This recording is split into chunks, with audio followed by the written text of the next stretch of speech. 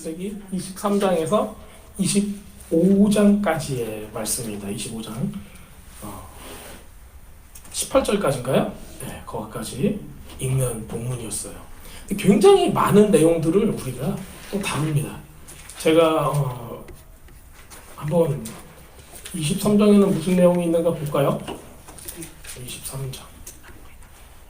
23장에는 우리가 이제 지난번에 나팔절 때 그 이삭이 아케다로 스스로 결박이 되어서 하나님께 드려지는 모습을 봤어요. 우리가 이제 성경을 볼 때는 여러분들이 꼭 이런 생각을 많이 하셨으면 좋겠어요.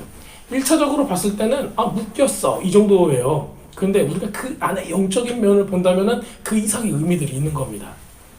그래서 여러분들은 그 부분까지 이렇게 잘 알아내셔야 돼요. 이런 거죠. 스스로 이것을 도망치지 않고 스스로 묶인 이삭의 모습을 통해서 우리는 예수님의 모습을 발견할 수 있죠.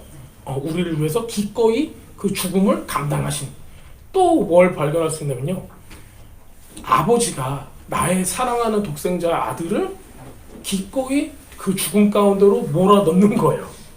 그런데 우리 하나님 아버지도 어떠셨어요? 예수님 독생자이신 그 예수님을 기꺼이 우리를 위해서 죽게 두셨어요. 그리고 그게 뜻이라고, 이게 하나님의 뜻이라고, 너희가 이룰 나의 뜻이라고 말씀을 하신 거예요. 이런 모습들을 우리가 큰 넓은 면에서 보게 된다면은 아주 그 안에서 우리가 받을 수 있는 게 많습니다.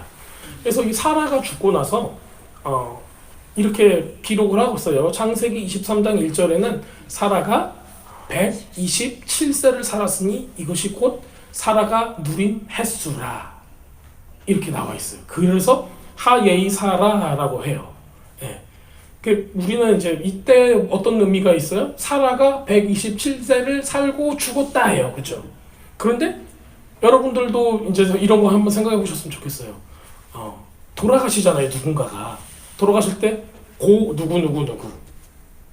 누구누구가 돌아가셨습니다, 이렇게 쓰는 게 좋을까요? 아니면은 누구누구가 얼마큼 사셨습니다, 이게 같은 의미긴 한데 어떤 사람은 누가 죽었습니다 라고 쓰는데, 지금 사라 같은 경우는요 어떻게 썼냐면요, 우리 간단하게 사라가 죽었다라고 쓸 수 있는데 그러질 않고 사라가 이만큼 살았다라고 쓰고 있어요.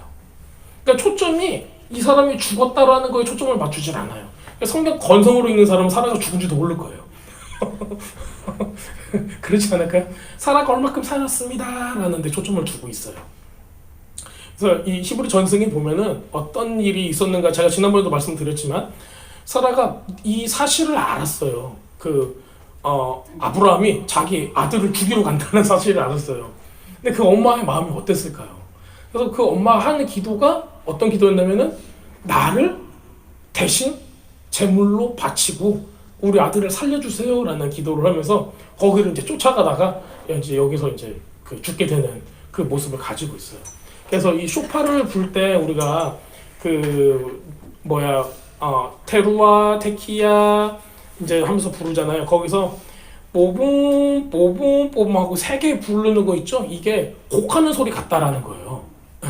그게 이제 무엇을 위해서 불렀나 하면요, 엄마가 자식을 위해서 하는 기도의 모습을 가지고 있다, 그런 모습을 가지고 있는 거예요. 그래서 여러분들도 여러분 자녀가 있으시잖아요. 우리가 또 다음 세대를 보고 있잖아요. 이 아이들을 보면서 기도할 수 있는 그런 어미의 심령.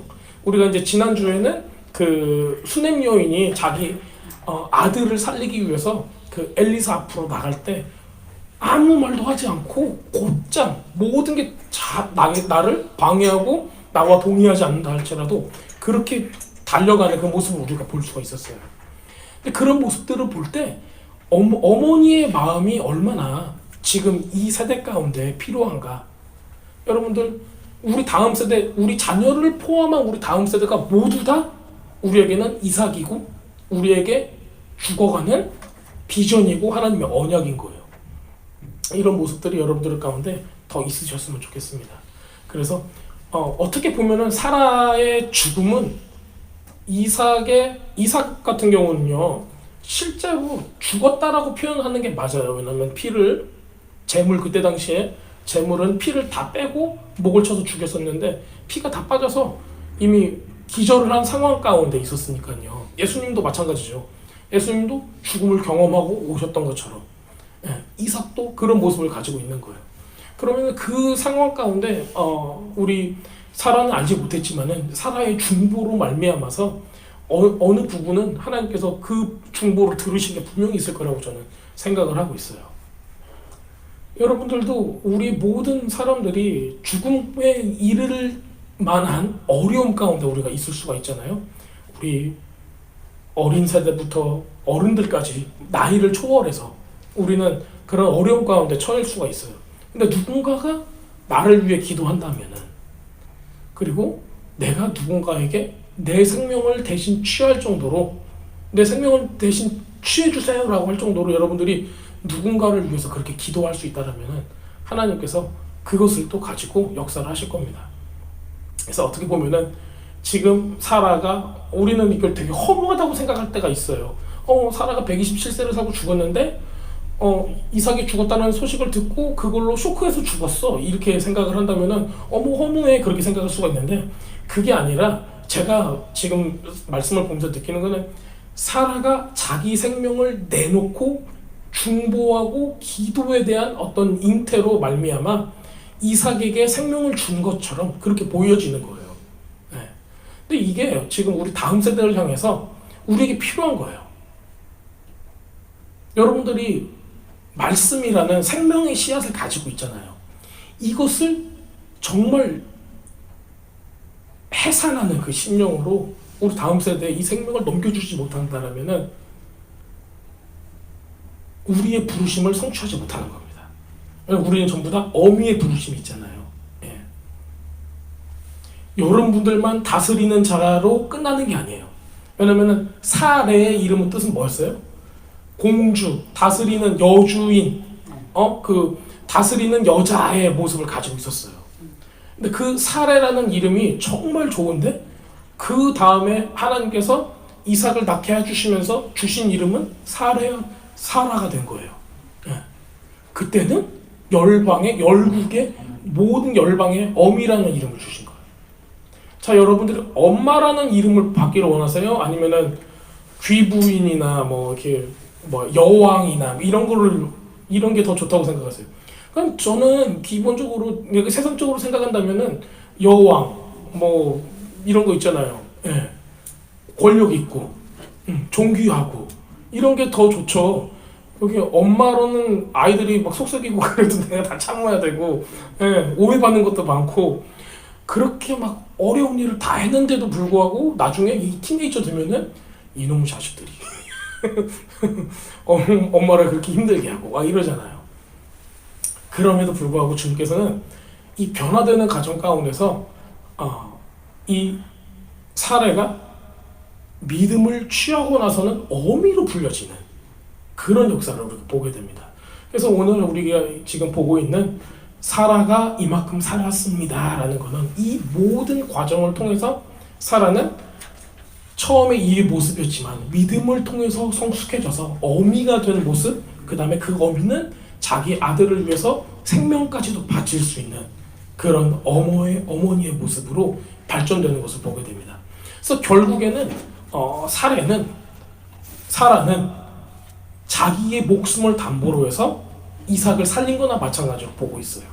자, 그 다음에 이제 이 창세기 23장에 나오는 게 아브라함이 사라를 위해서 통곡하다가 해족속에게 말해서 자기 아내를 묘를 쓸 그 매장지를 고르는 것을 보게 돼요. 근데 우리들이 이제 많이 잊어먹고 있어요. 이 내용을 우리들이 잘 다루질 않기 때문에 그래요. 이거 굉장히 역사적으로 큰 사건이에요. 어디에 우거하고 있냐면요, 해쪽 속에 우거하고 있대요. 해쪽 속. 해쪽 속은 우리가 흔히 알고 있는 가나안의 7족 속의 하나예요. 그 헷이라는 뜻이 제가 알기로는 포악함 이런 거예요. 포악함인데 여러분들이 생각을 해보세요. 포악한 족속 가운데 살고 있다라는 거예요. 그런데 그 아브라함의 이 능력과 이 모든 것들이 있기 때문에 이 이 해족속이 아브라함을 어떻게 보고 있냐면은 어르신 이렇게 부르고 있어요. 우리 지난번에 봤었죠. 아브라함이 누구하고 전쟁을 해요? 니므롯과 소돔과 고모라 이 연합군들 여기서 전쟁을 해서 318명과 자기의 또 해적 속의 이 사람들을 데리고 가가지고 전투했던 모든 것들 이 사람들은 봤던 거예요. 네. 그러니까 우리가 그런데 이제 지금 아브라함의 신분은 뭐예요? 여기에 있는 아브라함의 신분 거류민인 거예요. 나그네예요. 그러니까 여기 본문에서도 스스로 이렇게 4절에 나옵니다. 23장 4절에 나는 당신들 중에 나그네요 거류하는 자입니다 라고 표현을 하고 있어요. 그렇다면 이게 무슨 얘기냐면요, 거류하는 사람 나그네면 내가 거기서 땅을 살 수 있을까요 없을까요? 없어요. 고대 사회에서는 특별히 더 그랬어요. 네. 우리 율법에도 나와 있죠. 야, 이방인들한테 땅을 팔아라 팔지 말아라? 그건 너에게 주는 영원한 유업이니 그건 팔면 안 돼. 이렇게 못 받고 있습니다. 마찬가지로 이방인들도 마찬가지예요.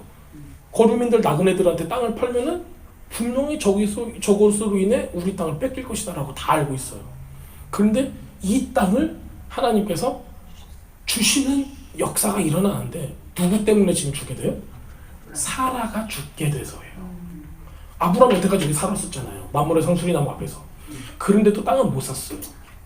여태까지 그렇게 전쟁도 하고 부자고 애굽에서도 낙타랑 뭐랑 다 가지고 가고 부자고, 응? 그 다음에 우리 그랄 땅에서 블레셋에서도 아비멜렉한테 다 해서 가지고 오는데도 부자고. 근데 그렇게 부가 있었는데도 불구하고 땅은 안 파는 거예요. 그렇다면은 왜 지금 이 땅을 줘야 되는가? 내 아내가 죽었어요. 그 다음에 이 아내를 묘를 써야 되는데 땅이 없다라는 거예요. 이 계기로 해서 해적 속에서는 그 묘지로 쓸 땅을 팔게 되는 거예요. 우리가 지금 어디 살고 있어요? 해적 속 가운데 살고 있는 거예요. 이게 좀 느낌이 오세요? 포악한 자들 가운데 살고 있는 거예요. 세상. 네. 그래서 해적 속이라는 거가 핫사탄이라고 우리가 느껴질 수가 있는 거예요. 그러니까 세상 가운데 우리가 살고 있는데 그곳 가운데 우리는 하나님께서 주신 이 공간을 우리가 값을 지불하고 살 수 있다는 겁니다. 그래서 지금 그렇다면 이게 어떤 느낌으로 오세요? 이 땅 가운데서도 하나님의 영역이 있을 수 있다라는 거예요. 근데 그게 있을 수 그 하나님의 나라가 이 땅 가운데 있으려면은 뭐가 필요하다? 누가 죽어야 돼요? 사라가 죽어야 되는 거예요. 여러분들이 죽어야지 여러분들의 다음 세대가 그 땅 하나님의 나라를 누릴 수 있다라는 거예요. 그 모습을 여기 가운데 보여주고 있어요. 우리가 그냥 이거를 그냥 역사적인 어떤 사실로만 지나친다라면은 돌아가셨네. 뭐 묘를 써야 되니까 땅이 필요하겠지. 뭐 이만큼 사면 되겠지, 그렇지? 그냥 그렇게 생각할 수가 있어요.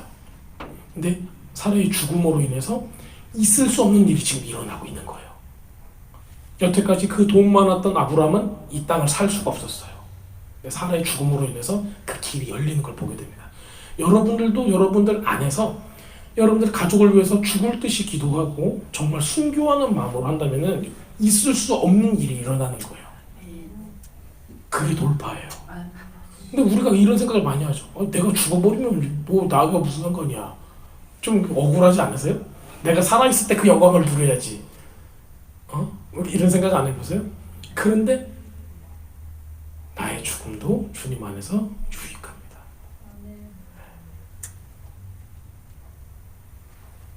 그런 모습들을 우리 보게 돼요. 자, 이 사라의 삶을 우리가 머릿속에 이제 그대로 기억을 하고 그 다음에 볼 장이 다음 장입니다. 24장이에요. 제가 이제 23장을 이렇게 소개만 해드리고 넘어가겠습니다. 여기 안에도 우리가 집중해서 보면은 너무 많은 내용들이 들어있지만은 제가 24장을 보길 원해요. 네, 24장의 내용을 통해서 우리가 또 알아가야 될 부분들이 특별히 이 시간 가운데 우리가 꼭 기억해야 될 부분이 분명히 있습니다. 자, 24장 1절부터 보겠습니다. 아브라함이 나이가 많아 늙었고 여호와께서 그에게 범사에 복을 주셨더라. 자, 아브라함이 늙었어요. 나이가 먹었다는 얘기죠, 그렇죠? 아브라함이 자기 집 모든 소유를 맡은 늙은 종에게 이르되 청하건대 내 허벅지 밑에 네 손을 넣어라. 내가 너한테 하늘의 하나님, 땅의 하나님이신 여호와를 가리켜. 지금 어떤 표현을 쓰고 있냐면요. 하늘의 하나님, 땅의 하나님. 예. 이렇게 표현을 쓰고 있어요. 하늘과 땅. 우리 그 토라도요. 누구한테 맹세하노니 그렇게 나와요? 내가 하늘과 땅에 대고 맹세하노니 라고 얘기를 하고 있어요. 그러니까 이때 당시 하나님께서 지으신 하늘과 땅이 뭐가 된다? 증인이 된다는 거예요. 우리 율법도 어떻게 나와 있어요? 두 사람 이상의 증인이 있어야지 그것이 이루어진다라는 거예요. 법적으로. 지금 여기에서도 지금 아브라함은 율법이 생기기도 전이지만 이 얘기를 하고 있는 거예요. 하늘의 하나님, 땅의 하나님. 하늘과 땅에 대고 여호와를 가리켜 맹세하노니 너는 내가 거주하는 이 지방 가나안 족속의 딸 말고 거기 말고 아내를 택하지 말고 내 고향 내 족속에로 가서 내 아들 이삭을 위하여 아내를 택하라 이렇게 얘기하고 있습니다.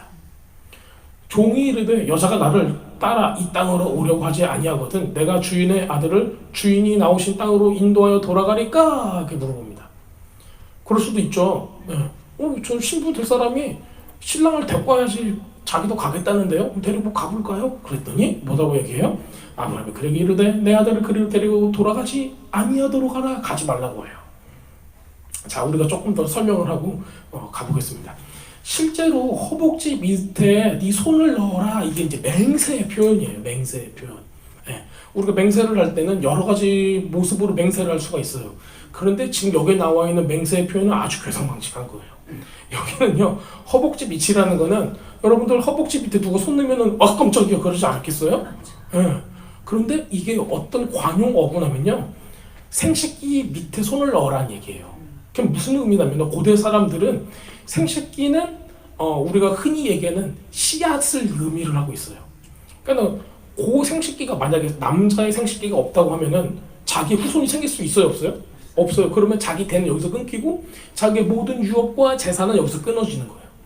그럼 너는 나의 신실한 종이니까 내 재산을 네가 다 취해갈 수도 있다는 거예요. 네. 자, 이게 어떤 의미를 가지고 있나? 모든 미래를 거는 거예요. 네. 모든 미래를 거는 거예요. 만약에 네가 이거를 하지 못하라면은 어떤 일이 있는 거예요? 다음 세대가 없다라는 거예요. 생각을 해보세요. 신부를 못 데려왔어요. 아들의 신부를. 그러면 얘는 노총각으로 살다가 죽어야 되는 거예요. 그 상황까지 간다라는 거예요. 그리고 지금 이 신실한 종인 엘리에셀한테 거기에 손을 대고라는 거는 나의 모든 미래의 후손이 이 맹세에 달려있다라는 얘기입니다. 자, 그러려면은 여러분들이 여러분들의 미래를 여러분들의 자손까지 걸고 맹세를 할 만한 신실한 종이 여러분들 혹시 있으세요? 종이 아니라 그냥 친구라도? 아마 없을 거예요. 그리고 그런 생각도 해보지도 않았을 거예요. 왜? 그냥 우리는 현실을 사는 것만 해도 힘들거든요. 할딱할딱 하면서 그 현실감 같은 거 하루 먹고 사는 것도 힘든 상황인 거예요. 그러니까 이것도 세상에 이 다스리는 권세 있는 자가 우리를 다른 생각을 못하게 그냥 올가매고 있는 거예요. 우리는 근데 어떤 디자인을 가지고 있어요? 주님의 말씀을 보고 말씀으로 인해서 우리의 영이 열리고 우리의 혼과 우리의 감정과 생각들이 주님의 것으로 가득 차서 원래 주님의 형상을 회복되기를 바라고 온 세상을 주님의 빛으로 주님의 사랑으로 덮는 그런 존재거든요. 근데 그걸 못하게 하려면 어떻게 하겠어요? 먹고 살기 힘들게 하는 거예요. 그럼 여러분들 무슨 생각만 하겠어요? 내가 무엇을 먹을까? 무엇을 입을까? 어떻게 잘까? 그걸 예수님께서 뭐라고 말씀하셨어요?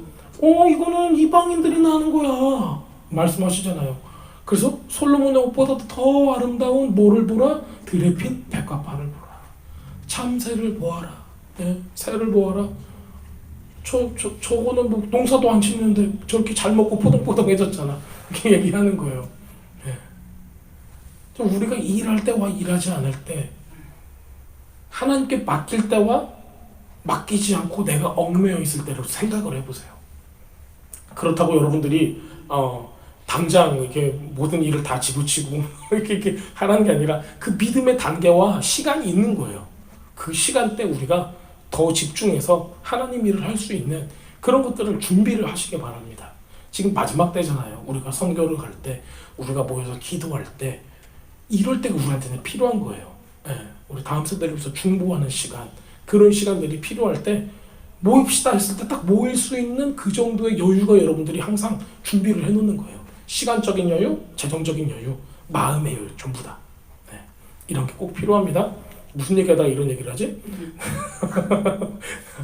자, 그래서 우리 허벅지에 손 넣는 거는 하나님께서 다음 세대를 위한 나의 미래의 나의 모든 재산과 그 후손까지도 두는 그런 엄청난 맹세를 지금 하게 하는 거예요. 그리고 이 신실한 종인 엘리에셀은 얼마나 대단해요. 이런 엄청난 막중한 임무를 띠게 하는 거예요. 자, 여러분들도 누군가가 여러분들한테 이런 임무를 띠게 하는 그런 신실한 사람이 되시기를 주님의 이름으로 축원합니다. 왜냐면요, 엘리 나의 하나님은 에셀이다, 도움이시다요. 에벤에셀 있죠? 도움의 반석 이런 거죠, 그렇죠? 예. 그러면은 엘리에셀은 누구예요? 엘리 나의 하나님 히브리어로요. 그 다음에 에셀은 도움이시다요. 이름 멋지죠? 이게 나중에 그리스식으로 하면은 이름이 뭘로 되는 줄 아세요? 어떻게 바뀌는 줄 아세요? 나사로. 나사로가 돼요. 그래서 우리 거지 나사로 이야기 있죠. 예, 거지 나사로가 누구 품에 안겨 있어요? 아브라함 품에 딱 안겨 있어요. 그래서 그때 당시에 유대인들이 예수님의 이야기를 들었을 때 아브라함 품에 안겨 있는 엘리에셀 딱 하면은 이 느낌이 오는 거예요. 와, 그 신실한 종이 결국에는 어디에 안겨 있다? 아브라함 품에 안겨 있구나. 그러니까는 신실하지 못한 나 같은 부자 있잖아요. 네. 그러니까 그때 당시에 하나님의 축복을 받은 사람은 다 부자라고 생각을 했어요. 그런데 실제로는 부자가 아닌 사람이 너무 많은 거예요. 그러면은 종교 지도자들, 사람들을 착취하거나 아니면은 이렇게 해서 돈을 번 모든 그런 위에 있는 기득권 세력들이 스스로 생각할 때 나는 하나님께 엄청난 축복을 받은 사람입니다 라고 생각을 해놓고, 거기 앞에 예수님께서 갑자기 나타나셔가지고 비유를 딱 하는 거예요. 부자들 나누지도 않고 너희들 스스로만 살찌우고 곡간에 곡식이 그렇게 많아서 쥐가 먹고 썩어가도 사람들하고 나누지 않는 너희를 봐라. 그런데 지금 나사로가 그 비유에서 나타나는 거예요. 그래서 그 나사로가 죽고 부자도 죽었는데 나사로는 어디가 있어요? 예수님께서 말씀하신 거 보면 아브라함의 품 안에 딱 안겨 있는 거예요. 나사로의 히브리 이름은 뭐냐면 엘리에셀인 거예요. 자, 이걸 봤을 때 그때 당시 기득권 세력은 무슨 생각을 했을까요? 우리는 부자야. 우리는 부자인데 누구 품에 못 안겨? 아브라함 품에 못 안기는 거예요. 얼마나 기분 나빴을까요? 그 느낌을 딱 여러분들이 받으셔야 되는 거예요. 그래서 이를 바닥바닥 가는 거죠. 우리 이스라엘의 기득권 세력들이, 종교 지도자들이 그런 어려움들을 겪고 있었던 거예요. 자, 그리고 나서 죽었다가 살아난 사람이 있어요. 누가 죽었다가 살아나요? 예수님께서 뭐라고 말씀하세요? 누구야 나오너라 그러죠? 무덤에서 나사로야 나오너라 그러잖아요. 이것도 누구예요? 나사로잖아요. 또 엘리에셀이에요. 하나님의 신실한 종부로 나오라고 하는 거예요. 자, 여러분들 부자, 지금 세상적인 부자 말씀하는 거예요. 세상적인 부자, 나만 알고 나만 살찌우고 내 곳간만 채우는 부자 말고 이런 모습을 되는 걸 주님께서 원하시는 게 아니라 신실한 하나님의 종인 나사로가 되길 원하는 거예요. 그런 엘리에셀이 되길 원하는 거예요. 그 엘리에셀을 무덤에 대고 주님께서 말씀하시는 거예요. 나오라고. 나오라고 말씀하는 거예요. 왜? 너의 소명이 끝나지 않았다요.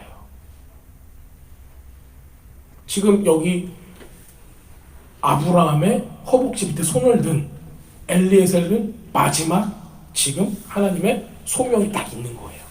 그 소명을 감당하라고 나오라고 하는 거고 오버랩을 시켜야 돼요, 여러분들.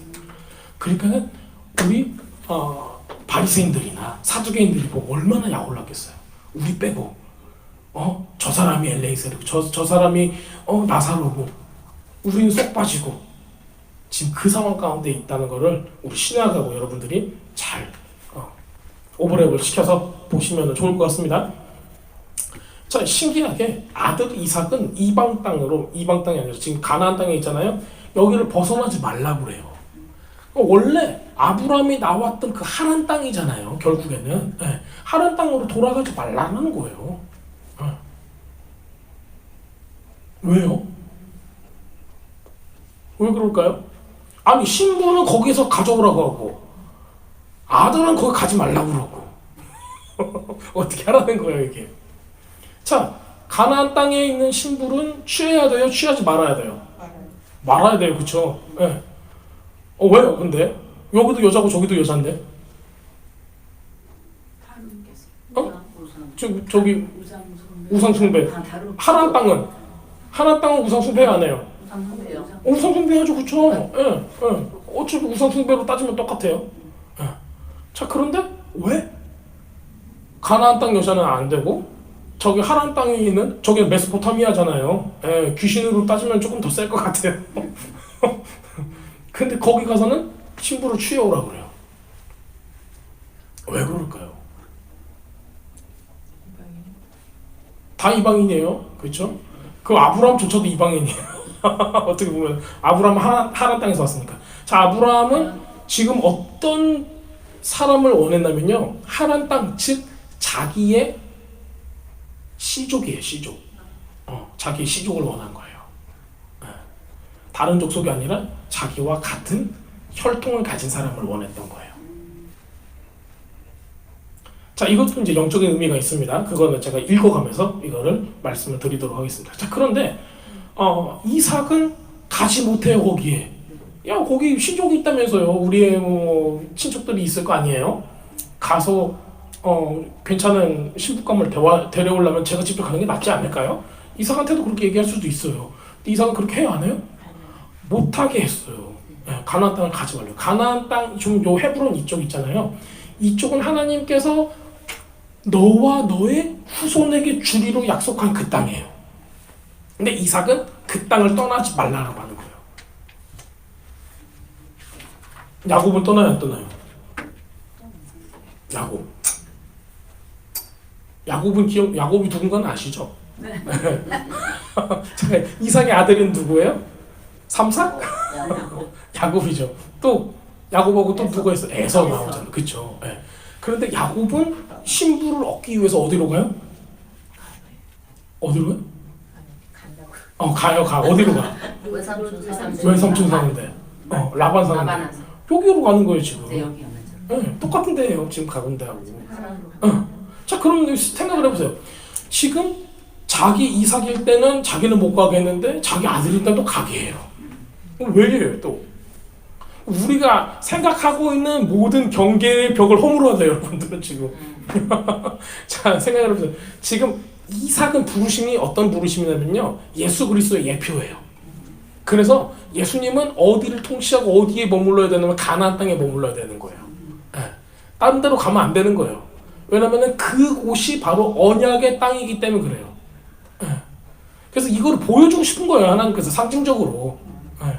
그래서 지금 이 부분도 마찬가지예요. 엘리에셀이 신부를 취하러 가는 것도 왜 하필이면은 자기가 가가지고 우리 야곱이 했던 것처럼 자기가 가서 눈에 맞아가지고 연애를 하고 이렇게 신부를 취해야 될 수도 있지만은 그 방법을 사용하지 않고 엘리에셀을 보는 이유가 분명히 있단 말이에요.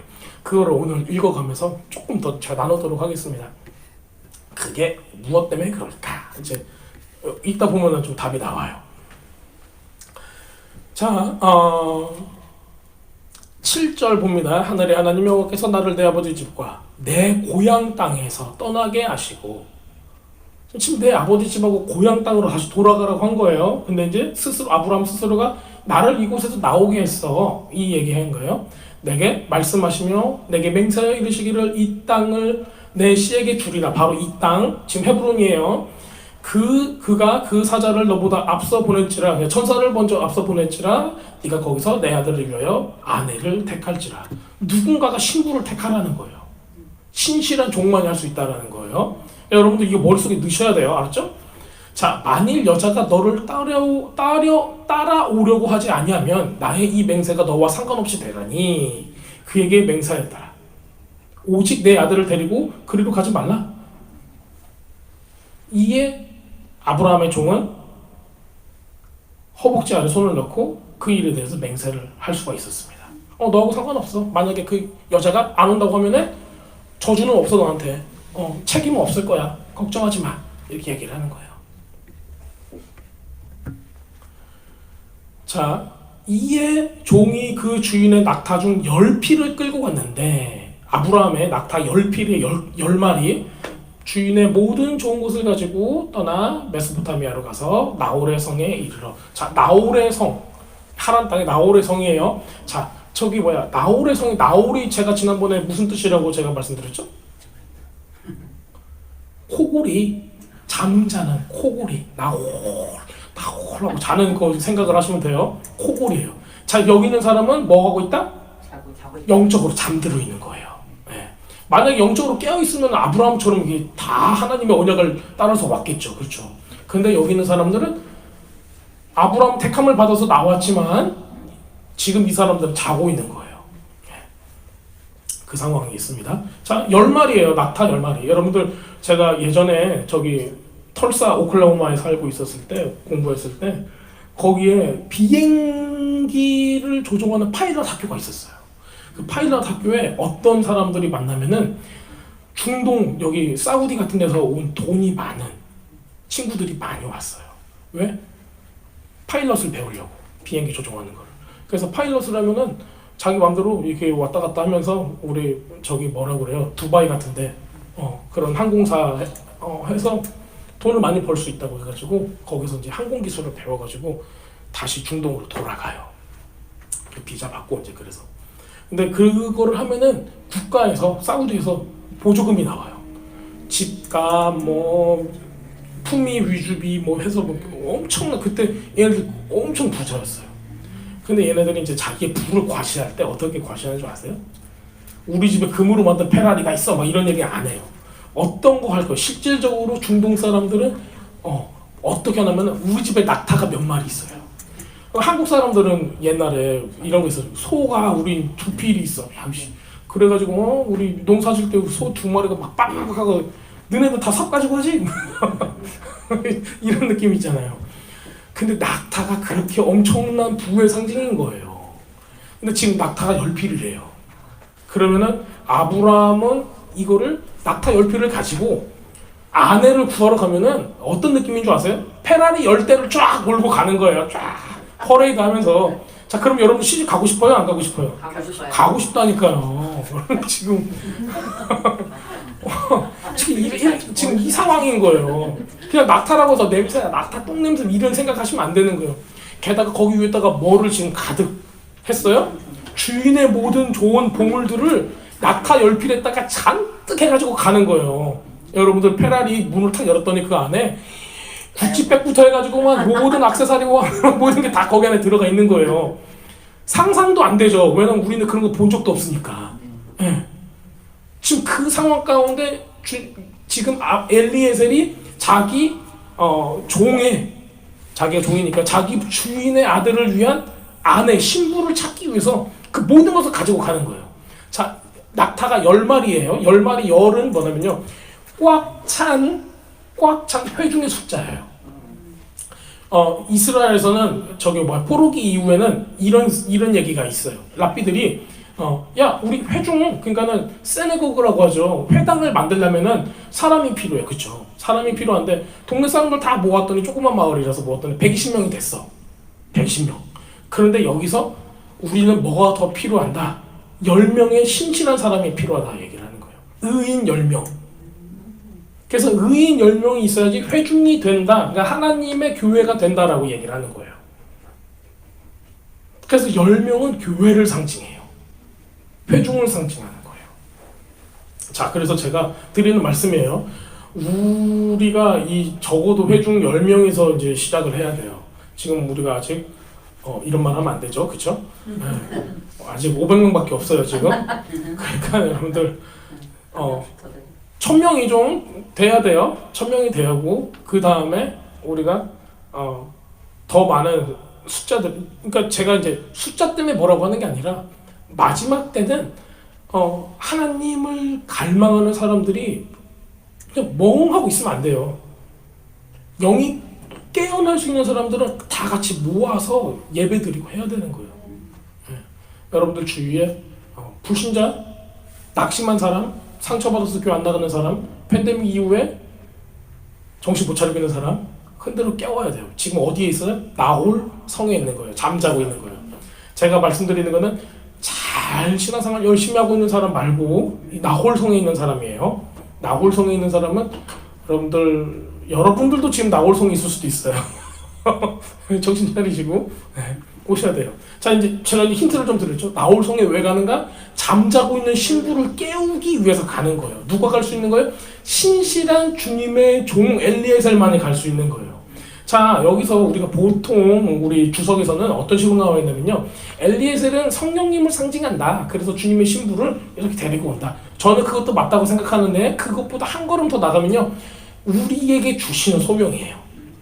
나홀성에서 깨우는 거는 우리를 통해서 하는 거예요. 주님께서. 성령께서 역사를 분명히 하시는데요. 우리가 말하지 않으면은 누가 가서 전해요? 입이 가만히 있으면 안 된다니까요. 예배 드릴 때 가만히 있으면 안 되고요. 여러분들이 남을 섬길 때 가만히 눈으로만 이렇게 하면서 저 사람이 구원되게 해주세요 이렇게 생각만 해서는 안 된다고요. 액션을 해야 돼요. 자, 이 모든 좋은 걸 가지고 갔다는 건 엄청난 부를 자랑하고 있어요. 그 다음에 이 열필에, 낙타 열필에 가득 채워 있는 거는 어떤 의미로 갔을까요? 자랑하는 걸까요? 왜 이런 보물들을 가지고 왔을까요? 가다가 털리라고? 강도를 만나라고? 뭐예요? 어떤 의미예요? 신부지창금이에요. 네. 신부지창금은 우리나라에 없으니까 우리가 잘 몰라요. 한국에는 없으니까. 근데 제가 아프리카 가니까 이거예요. 아프리카에서 신부를 결혼을 하려고 그래요. 저 마음에 들어. 쟤도 나 마음에 든대. 그러면 내가 저 집에 아버지한테 신부지창금을 주고 얘를 데려오는 거예요. 이게 아직도 거기는 있어요. 아프리카에는. 그 신부지창금은 어떻게 보면은 조금 기분 나쁠 수 있지만은 신부 값이에요. 근데 얼마면 되는 줄 아세요? 30불, 20불. 아프리카? 이때도 마찬가지예요. 염소 한 마리 값밖에 안 돼요. 네. 그래서 보통은 염소 한 마리 값이면은 여자를 얻을 수가 있는 거예요. 근데 이 나쁜 놈도 있겠죠. 내가 사랑하지 않아. 근데 우리 집에 일 시켜 먹으려고. 염소 한 마리 값 주고 사오는 거예요. 그리고 나중에 가서 친구가 가서 봤더니 이놈이 정말 나쁜 놈이라서 거기에 나 같은 신부들이 방 100명이 있는 거야. 그냥 노예처럼 일만 하는 거야. 이런 경우도 있는 거예요. 뭐 어쨌든 우리가 지금 이 상황 가운데 있는데 여기서는 우리 지금 우리가 이제 어려운 상황을 제가 얘기해가지고 지금 딴 데로 샜는데 요걸 다시 모아가지고요.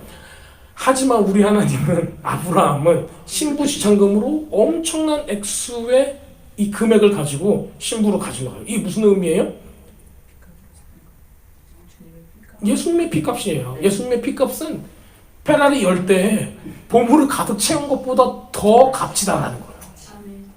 그러니까 우리는 세상적인 기준으로 봤을 때 구원이 아무것도 아닌 것처럼 여긴단 말이에요. 절대 그렇지 않다는 걸 보여주고 있어요. 그 다음에 낙타가 열필이면은 회중을 의미한다고 했잖아요. 교회. 그러니까 교회 하나가 한 영혼을 구원하고 회복시키기 위해서 하는 모든 기도와 모든 중보와 모든 노력들이 값지다라는 걸 또 얘기하고 있어요. 자, 그 낙타를 성박 우물 곁에 꿀렸으니 낙타가 이렇게 꿀렸대요. 물을 뿌른 거 이렇게 좀 느낌이 오세요? 낙타가 꿀렸다라는 거는 이 10마리의 낙타로 그냥 보셔도 되는데 그거 이면에 들어가면은 우리 회중이 우리 교회가 무릎을 꿇고 기도하고 있다라는 거예요. 네. 자, 근데 어디 있어요? 우물이래, 우물. 자, 우물은 어떻게 표현되죠, 우리? 우물 예수님으로 표현돼요? 맞죠? 맞아요. 네. 예레미야 2장 13절에 이렇게 표현되고 있어요. 내 백성이 두 가지 악을 행하였으니 잠시만요. 곧 생수의 근원대를 나를 버린 것과 스스로 웅덩이를 판 것인데 그것은 물을 저축치 못할 터진 웅덩이였다 이렇게 말씀하고 있어요. 바로 그 우물, 생수의 근원된 주님을 얘기를 하고 있는 겁니다. 네. 그 우물 곁에서 다 꿀렸어요. 저녁 때가 되면은 이제 여자들이 나오는 거예요.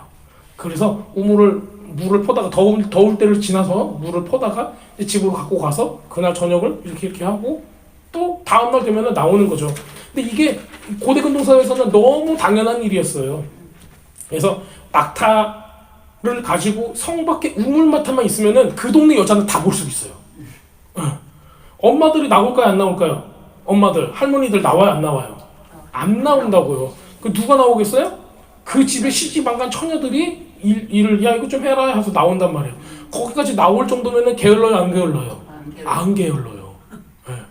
그럼 여기 참 똑똑한 거 하나님께서 얼마나 이 엘리에셀을 잘 사용하셨는가? 엘리에셀이 성 밖에까지 나올 만한 우물을 기를 근면 성실한, 게다가 무라고 연관되어 있어요. 하나님의 말씀을 풀 수 있는 그런 기본적인 자질이 있는 사람, 이런 사람을 기다리게 하신 거예요. 자, 게을러 빠진 친구는 성 밖에 안 나가죠. 그렇죠? 자, 이런 모습을 보고 있습니다. 그가 이르되 우리 주인 아브라함의 하나님 여호와여, 지금 기도하는 거예요. 원하건대 오늘 나에게 순조롭게 만나게 하사 내 주인 아브라함에게 은혜를 베푸시옵소서. 내 얘기하는 게 아니라 우리 아브라함의 상황을 이야기를 하고 은혜를 베풀어 달라고 얘기합니다. 성중에 사람의 딸들이 물을 길러 나오겠사오니 내가 우물 곁에 있다가 한 소녀에게 이르기를 청하건대 너는 물동이를 기울여 나로 마시게 하라 하리니 그 대답이 마시라, 자 마시세요, 내가 당신의 낙타에게도 물을 마시게 하겠습니다 하면은 주께서 주의 종 이삭을 위하여 정하신 자라 이렇게 알겠다 얘기를 하는 거예요. 자, 이게 뭘 의미하냐면요, 내가 물 달라고 했을 때 이방인이니까 안 줘요 하고 도망갈 수도 있잖아요. 근데 나한테 호의를 베푸는 사람, 근데 낙타에게도 물을 주겠다고 하는 사람, 이 두 가지를 조건으로 하는 거예요. 나한테도 주고 낙타한테도 줘야 하는 거예요. 자, 그런데 여러분들 요걸 한번 생각해 보셔야 돼요. 낙타가 물을 얼마큼 먹을까요? 낙타가 40에서 50갤런을 먹는데요. 게다가 지금 여기 나홀성, 하란 땅 나홀성 있잖아요. 여기 가는데 우리 헤브론에서 여기까지 거리를 재봤더니 500마일이 넘어요. 550마일에서 500마일이에요. 자, 550마일에서 500마일 정도 되는 거를 짐승이 걸어서 여기까지 가는 거예요. 생각이, 이게 자동차가 아니고 그냥 짐승이, 낙타 또 느리잖아요. 이 길을 걸어가는데 낙타가 정신이 있겠어요, 없겠어요? 얼마나 목마르겠어요. 낙타 등에 혹이 있어가지고 이걸로 영양분을 먹긴 하겠지만 낙타가 목마른 거예요. 그러니까 너 평상시에 먹는 것보다 더 먹겠죠. 네. 자, 그러면 여러분들이 소녀예요. 다 소녀 생각으로 들어가세요. 네. 여러분들이 뭐 10대 아주 착한 소녀예요. 그런데 낙타가 10마리 있어. 갤런으로 따지니까 50갤런 넘게 먹는 거야, 얘네들이. 물 퍼주고 싶어요? 도망가고 싶어요? 10마리를 내가 지금 저 목말라서 지금 굉장히 힘들어하고 있는 낙타를 먹여야 된다는 거예요. 선뜻 하고 싶겠어요? 그냥 아저씨 물만 이렇게 한 컵 퍼드리면 그거는 괜찮잖아요. 물 좀 주세요. 그러면 네 하고 드릴 수가 있는데, 그 엄청난 물을 또 퍼다가 이 낙타를 먹인다? 여기까지는 보통 사람들이 못할 것 같아요. 근데 이게 이 사람의 기도의 조건이었어요. 자, 그래서 여러분들, 제가 말씀드리려는 이겁니다. 하나님, 어떤 사람을 만나게 해주세요. 우리가 기도할 수 있잖아요. 근데 그 사람이 나한테 물을 주는 사람이면 좋겠어요. 기도할 수 있죠. 근데 나한테 물 주는 사람이 너무 많아. 그럼 어떻게 해요? 다 신부야? 근데 이거를 정말 상상 초월한 섬김을 보일 수 있는 사람을 여기서 조건으로 제시를 하는 거예요. 하나님께서 어떤 사람을 찾고 있는가를 지금 보고 있는 거예요, 여러분들은. 자, 보겠습니다. 어떤 사람이 나오는가. 이 기도를 마치기도 전에 15절이에요. 리브가가 물동이를 어깨에 메고 나옵니다. 참, 이 기도를 타고 눈을 딱 떴더니 예쁜 여자 하나가 물동이를 들고 낭낭낭하고 오는 거예요. 아브라함의 동생 나홀의 아내 밀가의 아들 부두엘의 소생이라 이렇게 나와 있어요. 부두엘은 그때 당시에 이 동네의 제사장의 호칭이었어요. 자, 그 소녀는 보기에 심히 아리따고 지금까지 남자가 가까이 하지 아니한 처녀더라. 그가 우물로 내려가서 물을 그 물동이에 채워가지고 올라오는지라. 자, 내려가서 올라와요. 힘 들어요, 안 들어요? 벌써 힘 들게 딱 생겼죠. 예, 수도꼭지 갖고 하는 게 아니라 지하 3층. 막 그 우물로 내려가가지고 퍼가지고 다시 또 올라와야 되는 거예요. 자, 이거 벌써 막 허리가 아프게 느껴지지 않으세요, 여러분들? 자, 그 상황인데 주의 종이 마주 달려가서 그에게 청구건대 네 물동이에 물을 내게 좀 마시게 하라 했더니 내 주여 마시소서 하고 손을 내려 마시게 하고 마시게 하다가 다 하다가 마시기를 다 하고 이르되 이건 뭐 구하지도 않았네요 보니까 당신의 낙타를 위해서도 물을 길어 그것들을 배불리 마시게 하리이다 스스로 얘기하는 거예요. 자 그럼 여기까지 왔으면 우리 엘리에셀의 눈이 어떻게 됐어요? 잉 하고 이제 너무 좋아했겠죠. 네. 물동이를 그 위에 붓고 다시 기르려고 우물로 나가서 모든 낙타를 위하여 또 깃는지다. 여러분들 이게 그냥 물통에 하나 해가지고 하고 낙타가 해서 좀 핥아먹고 끝났다 정도가 아닌 거죠. 네. 굉장히 많은 양의 물을 갖다가 공급을 했다라는 얘기예요. 이걸 뭘 어떻게 알 수 있을까요? 이 한 사람이 공급하는 거가 그 목마름을 채울 수 있는 이 성실함도 있지만은 어떤 능력도 있는 걸 우리 보게 돼요. 이런 것도 좀 생각을 한번 해보시면 좋을 것 같습니다. 자, 그랬더니 그 사람이 그를 엘리에셀이 그녀를 묵묵히 주목하여 여호와께서 과연 평탄한 길을 주신 여부를 알고자 하더이니 이것도 참 여러분들 잘 알았으면 좋겠어요. 그냥 와 하고 박수치고 후레 하고 이제 데려간 게 아니라 이게 진짜 하나님의 뜻인가를 알기 위해서 또 다른 걸 하는 거예요. 자, 낙타가 마시기를 다음에 그가 반세겔 무게의 금 코걸이 1개와 13개의 무게의 금 손 목걸이 1쌍을 그에게 주며 금이에요. 우리 성전 세겔로 1세겔이면은 우리 영혼을 하나님 앞에 그 성전세로 낼 수 있는 하나님 것입니다 인칠 수 있는 그것이 나오는 거예요. 자, 코걸이하고 손목걸이에요. 이 손목에다가 걸 수 있는 손팔찌네요. 그렇죠? 한 쌍을 그에게 주었대요. 13개이나 된대요. 금으로, 순금으로. 괜찮죠, 여러분들? 네. 가질만해요. 그렇죠? 네. 자, 뭘 뜻할까요, 이거는요? 자, 코걸이는 우리 소도 코가 있으면은 이 코로 해서 모든 어떤 상황들을 제어를 하잖아요. 네. 그거하고 똑같은 거예요. 코걸이도 내가 당신께 빌롱투 되었습니다. 당신 안에 내가 있습니다. 당신의 것입니다. 라는 뜻이에요. 손에 있는 이 손목에 있는 팔찌도 나는 이거 지금으로 얘기하면 수갑이죠. 그렇죠? 네. 수갑 같은 거예요. 나도 당신에게 구속되었습니다. 당신 안에 있습니다. 라는 뜻인 거예요. 그래서 누가 뭐를 딱 주잖아요. 그러면은 이게 어떤 뜻을 가지고 있다라는 거예요. 그 액세서리가. 그러니까 고대 액세서리는 귀걸이도 뭐였어요? 내가 이 집의 종입니다라는 뜻이었어요. 예, 귀 뚫는 것도. 예, 그래서 여러분들이 귀에 뭔가를 달랑달랑 하고 있으면은 그 문양이 어떤 문양인가에 따라서 거기에 나는 종입니다라는 뜻이에요. 그래서 여러분들이 예수님 문양의 귀를 뚫고 딱 있다. 그러면 여러분들 누구 거예요? 그 샤넬이 있어. 누구 거예요? 샤넬 거예요? 자, 우리가 이렇게 누구에 속해 있는가를 정하는 거예요, 우리가. 그러니까 우리의 장신구 이 모든 것들이 괜히 있는 게 아니죠.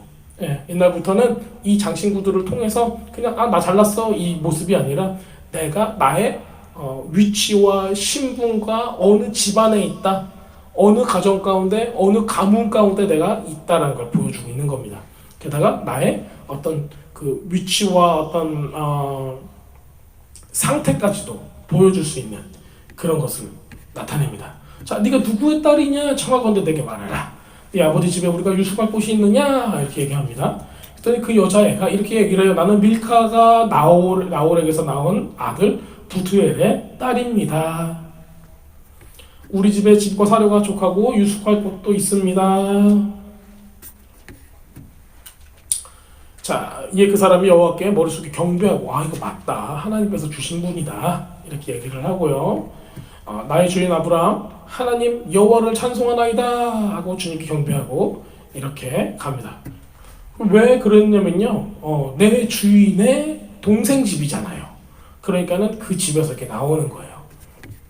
자, 소녀가 달려가서 이 일을 어머니에게 알렸어요. 리브가에게 오라버니가 있어서 그 이름은 라반이다. 라반의 뜻은 하얀색이에요. 하얀색. 네. 겉은 하얀데 속은 시커멓죠, 이 사람이. 네. 이름은 하얀색이에요. 순백색. 그가 우물로 달려가 그 사람에게 이르러 그 누이의 코골이와 그 손의 손목고리를 보고 그의 누이 리브가가 그 사람이 자기에게 이같이 말하더라 함을 듣고 그 사람에게로 나아갑니다. 지금 리브가가 얘기를 했더니 다 이제 듣고 누가 먼저 잽싸게 나왔어요? 라반이 먼저 나왔어요. 라반이 나왔는데 뭐가 먼저 보여요? 라반 눈에는 금이 먼저 보이는 거예요. 금이. 네, 금이 먼저 보이는 거예요. 그래서 그 사람이 낙타 곁에 서 있는 거다. 자, 라반이 이르되 여호와께 복을 받은 자여 들어오소서 어찌 밖에 있습니까? 내가 방과 낙타의 처소를 준비했습니다. 이렇게 얘기를 해요. 그 다음에 집과 사료를 주고 사람의 발과 동행자들 같이 온 사람들의 발을 물로 씻어주고 음식을 베풉니다. 그리고 나서 이 종이 나는 아브라함의 종이라고 얘기를 해요. 그래서 어떤 이유로 왔는지 다 밝히고 있습니다. 자, 그래서 우리 쭉 읽으면요. 어떤 기도를 했고 그때 리브가가 왔습니다 라고 이걸 다 소상하게 얘기를 합니다. 그래서 때까지 있었던 것들을 다 얘기를 하면서 리브가가 하나님께서 기도 응답으로 주신 그 자기 주인의 아들 이삭의 아내가 될 것이라는 그런 하나님의 응답을 이렇게 나누고 있어요. 자, 50절에 보면요. 이렇게 49절부터 보겠습니다. 자, 이제 당신들의 인자함과 진실함으로 내 주인을 대접하려거든. 자, 인자함과 진실함이 있어요. 인자함은 헤세드예요. 이것도 언약 가운데 너희가 들어오겠냐? 안 들어오겠냐? 그 얘기를 하고 있는 겁니다. 자, 내 주인을 대접하려거든 내게 알게 해주세요. 그렇지 아니할지라도 내게 알게 해주세요. 내가 우로든지 좌로든지 행하게 하소서. 이렇게 얘기를 해요. 당신 딸을 우리 주인의 신부로 주실 겁니까? 안 주실 겁니까? 이 얘기를 하는 겁니다. 자, 라반과 부두엘이 대답하여 이르되 라반은 오빠예요. 부두엘은 누구예요? 아빠예요. 그렇죠? 네. 이르되 이 일이 여호와께로 말미암았으니 우리가 가부를 말할 수 없노라. 이렇게 또 얘기를 해요. 이거 여러분들 굉장히 중요한 거예요. 오빠하고 아빠가 지금 나홀성에 있는 오빠하고 아빠가 리브가를 대신해서 가겠다 안 가겠다를 결정하는 게 아니에요. 누가 결정해요 지금? 리브가가 결정해요. 신부가 결정하는 거예요. 신부가 결정하는 거예요. 여러분도 신앙생활 할 때 예수님을 따르겠냐 안 따르겠냐 누가 결정하는 거예요? 여러분의 아빠가 결정하죠. 오빠가 결정해요? 엄마가 결정해요? 누가 결정해요? 내가 스스로 결정하는 거예요. 똑같이 얘기를 하고 있는 겁니다. 리브가가 당신 앞에 있으니 데리고 가서 여호와의 명령대로 그를 당신의 주인 아들에게 아내가 되게 하라. 그래서 이제 누구한테 물어보는가? 바로 이 딸에게 물어보는 겁니다. 자, 이것으로 인해서 은금 패물과 의복을 꺼내어 리브가에게 주고 그의 오라버니와 어머니에게도 보물을 주었어요. 그 다음에 아침이 됐습니다. 54절에 보면요. 종과 동행자들이 먹고 마시고 유숙하고 아침에 일어나서 그가 이르되 나를 보내어 내 주인에게 돌아가게 하소서 그랬어요. 그랬더니 리브가의 오라버니와 그의 어머니가 이르되 그 아이로 하여금 며칠 또는 열흘을 우리와 함께 머물게 하라. 그 후에 그가 갈 것이다. 이렇게 얘기해요. 그런데 지금 엘리에셀이 어떻게 하고 있죠? 내 주인에게 돌아가게 하소서라고 얘기합니다. 자, 엘리에셀이라는 사람에 대해서 잠깐 제가 말씀드릴게요. 엘리에셀은 니므롯이 아브라함에게 보낸 2명의 종이 있는데 그 종 중에 하나가 옥이라는 사람하고 엘리에셀이었어요. 그래서 옥이라는 사람은 나중에 바산한 옥이 되는 그 사람이라고 이제 전승에서 나오고 있어요.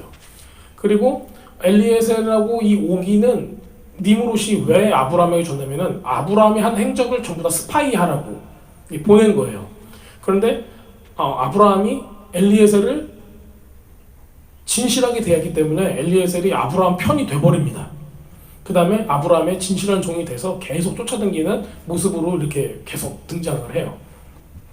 그렇다면은 이 하란 땅 근처에 있는 이쪽 나홀성 이쪽을 엘리에셀이 그 풍습과 그런 모든 상황을 잘 알까요 모를까요? 여기부터 같이 왔으니까 잘 안다는 거예요. 그러니까 열흘을 기다리라는 뜻이 무슨 뜻인가 아는 거죠. 자, 여러분들 오늘 결혼하기로 해서 얘를 데려가기로 했어요. 이 신부를. 그런데 집에서 뭐라고 하냐면 열흘 정도 며칠 더 쉬게 좀 하시죠. 그리고 가시죠. 이게 어떤 뜻을 의미를 하냐면은 시간을 벌려는 걸 얘기를 하는 거예요. 시간을 번다. 어떤 의미를 가지고 있을까요? 여러분들 신부가 자기의 결정을 해서 내가 저 사람한테 결혼을 하러 가겠다라는 거가 지금 바로 가야 되는데 열흘을 딱 여기서 지체를 하는 거예요. 그런 의미인 거예요. 여러분들이 하나님을 따르겠습니다. 내가 구원받고 주님을 따라서 가겠습니다 했는데 제가 세상에서 계속 있는 거야. 내 마음은 뭐가 있어요? 와, 나 주님을 섬겨야 되는데. 그런데 세상에서 지금 열흘 있다 보니까는 어느덧 10년이 됐어요. 그 눈 깜짝했더니 나의 머리는 흰머리가 보락보락 나고 지금 죽기 직전이 된 거예요. 그런 사람들이 엄청 많은 거예요. 눈 깜짝할 새 시간은 지나요. 여러분들이 신부로 부름을 받았으면은 신부로 바로 살아야 되는 거죠. 열흘을 기다려 보겠습니다. 근데 실제로 요 상황은 어떤 거냐면요. 자기 딸을 줄 필요가 없는 거예요. 무슨 얘기냐면요. 엘리에셀과 그 동행자들이 열흘 동안 살면서 좀 안심하고 경계하지 않을 때 죽일 수가 있는 거예요. 그리고 자기 딸을 주지도 않으면은 아무 문제가 없는 거잖아요. 이렇게 되는 상황까지 우리가 생각을 해볼 수가 있는 거예요. 그러니까는 지금 엘리에셀은 당장 가야 된다고 이제 얘기를 하는 거죠. 자, 그랬더니 그들이 이르되 우리가 소녀를 불러 그에게 직접 물어보겠습니다 얘기해요. 리브가가 그를 불러 리브가를 불러 그에게 이르되 네가 이 사람과 함께 가려느냐? 그가 대답하되 가겠나이다. 자, 리브가가 참 보기 좋죠, 여러분들. 네. 가겠습니까? 여러분들 주님을 따르겠습니까? 물어봤을 때 우리는 말만 네 하고 따랐어요, 안 따랐어요? 아니, 따르는 모습도 있었고, 그러니까 우리가 이제 오징어라면은 다리가 여러 개 있다라면은 다리 하나는 이만큼 가고 있는데 다리 몇 개는 아직도 여기 붙어 있는 그런 거일 수도 있어요. 예. 제가 이제 뭐 판단하는 건 아니에요. 근데 우리의 삶 굉장히 많은 부분들이 순전히 온전한 마음으로 그곳에서 나와서 완전히 따르지는 않는 모습들이 나타나는 겁니다. 아직도 반은 쭉 찢어가지고 반은 지금 옛날 거에 다 가고 있는 거예요. 자, 그랬더니 스스로 리브가는 제가 달려가겠습니다 하고 대답을 해요. 그들의 루이 리브가와 그의 유모와 아브라함의 종과 그의 동행자를 내보냅니다. 이게 누가 결정하는 거예요? 나 스스로 결정을 하는 거예요. 그러면은 누가 간섭하지 못해요? 이 오빠 이 집에서 간섭을 하지 못하는 거예요. 리브가에게 축복을 하며 우리 누이여 너는 천만인의 어미가 될지라 네 씨로 그 원수의 성문을 얻게 할지라 라는 축복을 해줍니다. 리브가가 일어나서 여자 종들하고 함께 낙타를 타고 그 사람을 따라가니 그의 종 리브가를 태워가니라. 이때 이삭이 부엘라에로이에서 왔으니 그가 네게부 지역에 거주하였습니다. 자, 이삭이 이 지역으로 왔대요. 그러면 그 전에는 어떤 일이 있었어요? 모리아 산에서 죽을 뻔했죠, 그렇죠? 그리고 나서 아브람만 등장을 해요. 그렇죠? 네. 사라가 죽었는데 아브람만 등장을 해요. 사라가 죽었는데 이삭이 막 펑펑 울었더라 그 얘기가 안 나오죠. 네. 왜 그러냐면요. 그 일이 있고 난 후 전승에 보면은 아브람은 와서 자기의 사라를 가지고 장사를 지냈는데 아들 이삭은 못 오게 해요. 다시 샘 노아에게 보내요. 그래서 거기서 다시 시간을 보내도록 합니다. 어떤 회복의 시간들 있죠? 네. 그 말씀을 보면서 회복의 시간을 보내도록 하고 그 다음에 이제 이때 돌아오게 되는 거예요. 신부를 맞이할 수 있게끔. 이삭이 저물 때 들에 나가 묵상하다가 눈을 들어보매 낙타들이 오는지라. 낙타들이 오고 있어요. 낙타와 함께 누가 오고 있어요? 신부가 오는 거죠. 네. 리브가가 눈을 들어 이삭을 바라보니 낙타에서 내려 종에게 말하되 들에서 배회하다가 우리에게 마주오는 자가 누구냐? 종이 이르되 내 주인이다. 리브가가 너울을 가리고 자기 얼굴을 가리다다. 이게 이제 고대 사회에서는 자기 머리를 가리는 거가 아주 그 정숙한 그 모습을 가지고 있는 표현입니다. 종이 그에게 한 일을 다 이삭에게 아뢰었다. 그리고 이삭이 리브가를 인도하여 그의 어머니 사라의 장막으로 들이고 그를 맞이하여 아내로 삼고 사랑하였으니 이삭이 그의 어머니를 장례한 후에 위로를 얻었더라. 자, 근데 여러분들 지금 이제 이 내러티브를 이 스토리를 제가 다 말씀드렸어요. 이제 여기 안에서 우리가 몇 가지를 좀 봐야 돼요. 사라가 죽고 난 후에 막벨라 굴, 그러니까 해쪽 속의 땅을 합법적으로 돈을 내고 살 수가 있었어요. 그래서 그곳이 주님께서 주겠다고 약속한 땅이 합법적으로 이스라엘, 그러니까는 아브라함의 재산으로 들어가게 되는 거예요. 돈을 내버렸어요. 돈 안 내도 돼요, 쓰세요 그랬잖아요. 그런데도 바가지 오금을 심었는데도 그걸 다 내고 들어가는 겁니다. 그 다음에 이게 그러면 돈을 줬기 때문에 그 마을 어귀의 성문 앞에서 아주 그 법적이고 행정적인 모든 절차를 밟아서 그 땅을 샀기 때문에 이거는 누구 땅이 되는 거예요? 또 이삭의 땅이 되는 거예요. 자, 그런데 이 막벨라 굴 있잖아요. 막벨라 굴은 전승에 의하면은 누구 무덤이라고 돼 있냐면요, 아담과 하와의 무덤이래요. 아담과 하와. 그다음 아담과 하와. 그다음에 지금 누가 묻혔어요? 방금? 사라. 그다음에 아브라함 죽으면 어디 묻히겠어요? 여기 묻히겠죠. 이런 식으로 나가는 거예요. 무덤이 되는 거예요. 자, 그리고 여기가 어떻게 표현되냐면은 에덴 동산에 들어가는 입구라고 표현이 돼요.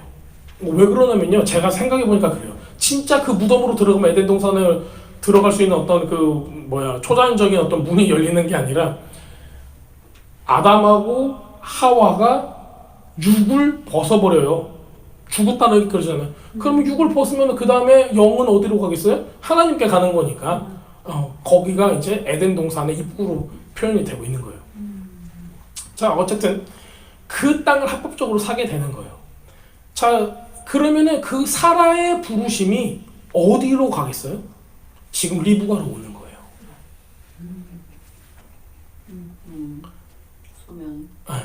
그래서 그 전에 사라는 너는 열국의 어미다라고 했어요. 지금 리브가도 결혼하고 올 때 어떤 축복을 받아요? 아주 너는 천만인의 어미가 될 것이다. 그렇죠? 넌 천만인의 어미가 될 것이다. 네 씨로 그 원수의 성문을 얻게 할지라. 네 씨가 자손이라는 뜻인데요, 단수로 쓰여요. 예수님을 의미하는 거예요. 60절입니다. 24장 60절. 지금 그래서 리브가에게 이 사라의 부르심이 전달이 되는 거예요. 자, 그러면 정리를 좀 해드리겠습니다. 이게 이제 스토리가 되게 재밌잖아요. 그렇죠? 자, 첫 번째, 아브라함은 하나님의 역할을 하고 있어요. 여기서요. 그렇죠? 그 다음에 아브라함이 신부를 찾기 위해서, 이삭은 예수님의 역할을 하고 있죠. 신부를 찾기 위해서 신실한 종을 보내서 신부를 찾게 해요. 자, 근데 우리들 신부이기도 하지만은 우리는 이미 신부가 된 사람은 뭘 해야 돼요? 종의 역할을 또 해야 돼요.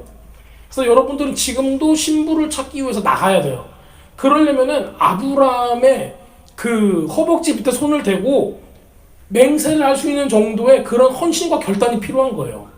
자, 여러분들이 그런 신실한 종이 되어서 지금 어디로 가야 되냐면은 나홀성, 잠자고 있는 세상으로 들어가야 되는 거예요.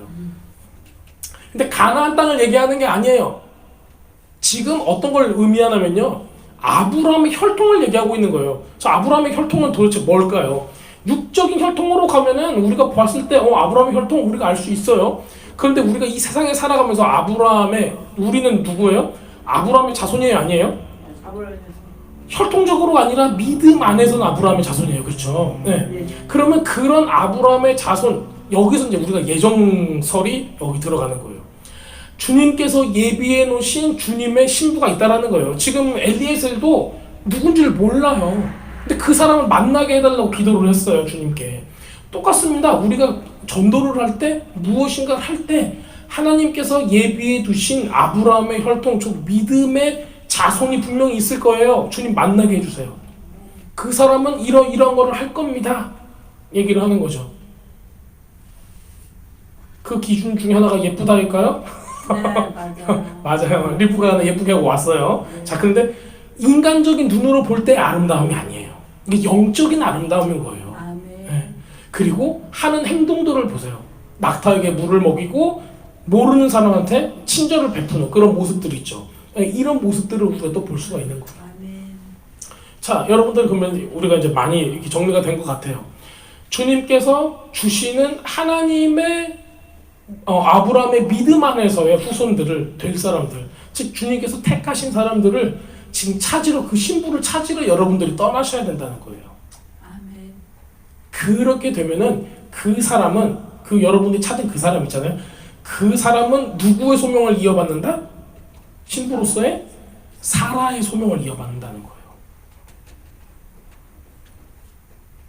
사라의 소명은 죽어서까지 우선 자기 아들을 위해서 기도하는 소명이 있습니다. 다음 세대를 위한 기도하는 소명이 있어요. 그럼 이삭이 이 아내를 데리고 사라의 장막으로 들어갑니다. 그러니까 이삭은 예수님의 예표잖아요. 예수님하고 하나가 되는 그 모습을 보여주고 있어요. 사라의 장막에서 전승에는 이런 것도 나와 있어요. 사라가 사라의 장막에 주님의 천사를 보내서 하나님의 말씀을 하나님의 뜻을 잘 알게 했다라는 어떤 예언적인 그런 선지자의 모습을 가지고 있었다. 이런 것도 많이 표현이 되고 있습니다. 이런 신부들은 어떤 주님의 그런 신령한 하나님의 뜻을 알아서 같이 기도하는 그런 기도의 용사가 되는 거죠. 아멘. 자, 우리가 이것을 통해서 몇 가지를 알 수가 있는데, 첫 번째, 우리가 종이다.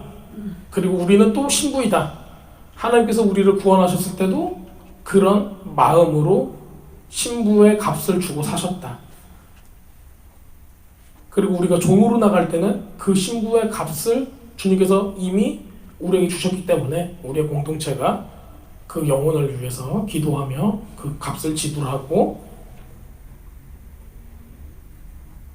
그 사람이 스스로 내가 나가겠습니다. 내가 내 과거의 집을 떠나서 남편을 맞이하러 가겠습니다. 하는 그런 모습이 될 때까지 여러분들이 축복을 해야 된다는 겁니다. 자, 오늘 이 엘리에셀의 모습을 통해서도 그 다음에 신부인 리브가의 모습을 통해서도 우리가 굉장히 많은 어떤 영적인 상징들을 볼 수가 있었습니다. 저는 이제 오늘 본문의 말씀을 통해서 충성된 종이 되어야 된다. 그 다음에 주님의 신부로서의 세상을 등지고 하나님께로 예수님께로 우리 신랑 되신 그분께로 나갈 수 있는 그런 믿음이 필요하다. 또한 사라의 부르심을 이어받는 어미로서의 그 신명을 또 가져야 된다. 다음 세대들을 위해서 기도할 수 있는 그런 마음을 우리가 또 가져야 된다. 이런 것들을 볼 수가 있었습니다. 자, 오늘 말씀을 들으면서 여러분들 개인적으로 전부 다 다른 깨달음이 있을 거고 기도의 제목들이 있을 것이라고 생각이 됩니다.